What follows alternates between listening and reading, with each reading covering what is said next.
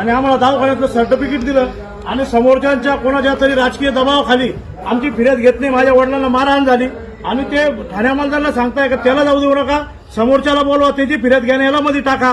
हा इथलं पीआय हा भ्रष्ट पीआय, इथले पीआय म्हणजे लोकांवर अन्याय करतात आणि आम्हाला अक्षरशः इथं पेटून घेण्याची वेळ आली आहे.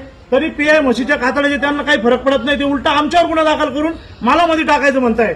मला या गोष्टीचा या प्रशासनाने मला न्याय दिला पाहिजे, इथल्या पीआयला धडा शिकवला पाहिजे. नाहीतर या पीआयला जर धडा शिकवला गेला नाही तर मी माझ्या परिवारासहित आत्मदहन करून घेईल. या पीआयने आम्हाला इथं सपोर्ट करायचा, इथलं आम्हाला न्याय द्यायचा, न्याय व्यवस्था चालवायची. तर ते पीआय स्वतः सांगताय की त्याला इथं बसून ठेवा, त्याची फिर्याद घ्या आणि समोरचा जो फिर्यादी त्याला बोलवा, त्याची फिर्याद घ्या आणि मग त्याला आतमध्ये टाकायला जाऊ देऊ नका. असे पीआय कुठं असतात का? असं नाही, असा कायदा आहे का आपल्या महाराष्ट्रामध्ये? हा पीआय असं का करतो? या भ्रष्ट पीआय पैसे खाऊन दबावाखाली हा काम करतो.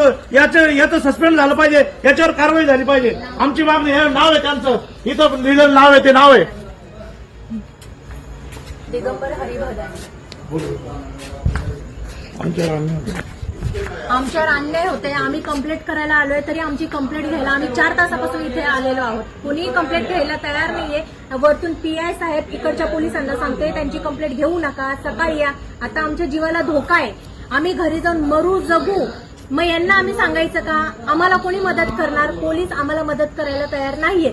आणि वरतून ते पीआय साहेब, तो पीआय सरळ सांगतात त्या पोलिसांना, पीआय भदाने सरळ, पीआय दिगंबर हरी भदाने, पीआय दिगंबर कोणाच्या तरी दबावाखाली आम्हाला म्हणताय की तुम्ही बसून राहा आणि याची फिर्याद घेऊ नका, याला तिथं बसून ठेवा, त्याला बोलवा, त्याला गाडी अटक करा, याला अटक करा, याला जेलमध्ये टाका.